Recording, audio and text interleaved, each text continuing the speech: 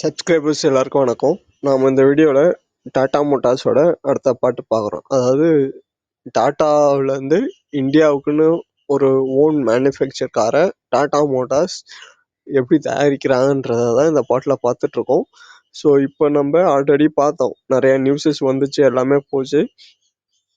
இப்போது என்ன சொல்கிறாங்க அப்படின்னா, டாடா மோட்டார்ஸ் வந்து ஆல்ரெடி எதில் பேர் வாங்கியிருந்தாங்க அப்படின்னா, நீராவி இன்ஜின் தயாரிக்கிறதுலையும் ட்ரக் தயாரிக்கிறதுலையும் நல்ல பேர் வாங்கியிருந்தாங்க.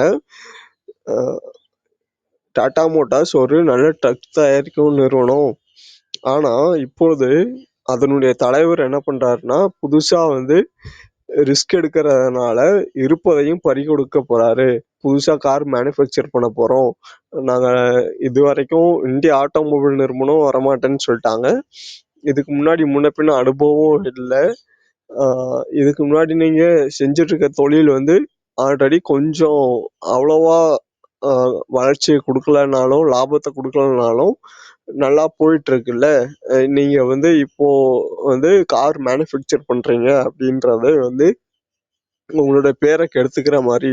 டாடா மோட்டார்ஸ் ஒரு நல்ல ட்ரக் தயாரிக்கும் கம்பெனி. ஆனால் இப்போது உங்கள் தலைவர் ரத்தன் டாட்டா எடுத்த முடிவுனால இருப்பதையும் லாஸ் பண்ணிட்டு பறிகொடுத்துட்டு நடுத்தருவில் தான் நிற்க போறீங்க என்று பத்திரிகைகள் யூகித்தன.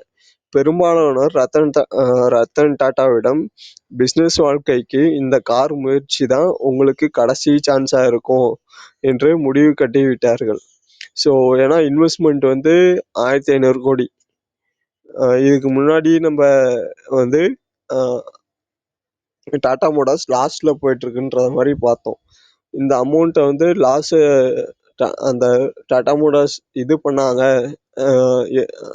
ஃபேஸ் பண்ணாங்க, எதிர்கொண்டாங்க அப்படின்னா இதுதான் வந்து உங்களுக்கோட பிஸ்னஸ் வாழ்க்கைக்கு கடைசி முற்றுப்புள்ளியாக இருக்கும் அப்படின்ற மாதிரி அன்னைக்கு நியூஸஸ் எல்லாமே இருந்துச்சு.